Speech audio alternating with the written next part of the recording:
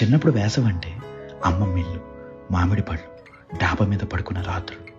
ఇప్పట్లలో ఏసీలు, కూలర్లు పెద్దగా ఉండేవి కాదు. సో సాయంకాలం ఎండ తగ్గగానే 2-3 సార్లు డాబా మొత్తం చల్లనీళ్ళు చల్లేవాళ్ళం.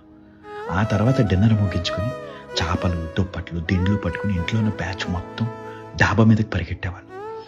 చేపలన్నీ మంచిగా పరుచుకుని సెంటర్లో ప్లేస్ కోసం కజిన్స్తో ఫైట్ స్టార్ట్ చేసేవాళ్ళం. చివర పడుకుంటే దయ్యాలు వస్తాయని భయం. ఇంకా కజిన్స్ అందరం కబుర్లు చెప్పుకుంటూ, అంత్యాక్షరి ఆడుకుంటూ, ఇంకో పక్క తాతయ్య చెప్పే దయ్యాల కథలు వింటూ, దోమలు కొట్టకుండా కాయిల్స్, అందరం పోటీ పడి మరీ లెక్కపెట్టి ఆకాశంలో చుక్కలు, లెక్క మిస్ అయిపోతే మళ్ళీ మొదటి నుంచి స్టార్ట్ చేయడం. ఈలోపు పిల్లలందరి కోసం అమ్మమ్మ డాబా మీదకి తెచ్చే మామిడి పళ్ళు, కీచురాళ్ళ అరుపులు, పక్కింట్లో టీవీ నుంచి వినిపించే ఈటీవీ న్యూస్ మ్యూజిక్. అలా కబుర్లు చెప్పుకుంటూ ఎప్పుడు నిద్రపోయే వాళ్ళో కూడా తెలిసేది కాదు. వర్షం పడితే అన్నీ తీసుకుని కిందకి పరిగెట్టడం. పొద్దున్నే మన మీద పడే ఆ సన్ రైజ్కి నిద్ర లేచేవాడు. లేచేసరికి పక్షుల అరుపులు ఒక పక్క, దేవుడి పాటలు ఒక పక్క. ఇంకా నెమ్మదిగా లేచి మిగిలిన స్లీప్ కిందకు వచ్చి కంప్లీట్ చేసేవాడు. బ్యూటిఫుల్ డేస్ కదా.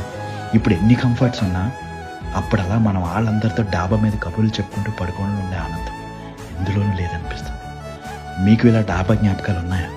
ఉంటే ఈ వీడియో మీ కజిన్స్తో షేర్ చేసుకుని ఒక్కసారి ఆ రోజులకు వెళ్ళొచ్చేయండి. ఉంటా అండి. ఇట్లు మీరు అలంగ మోయ.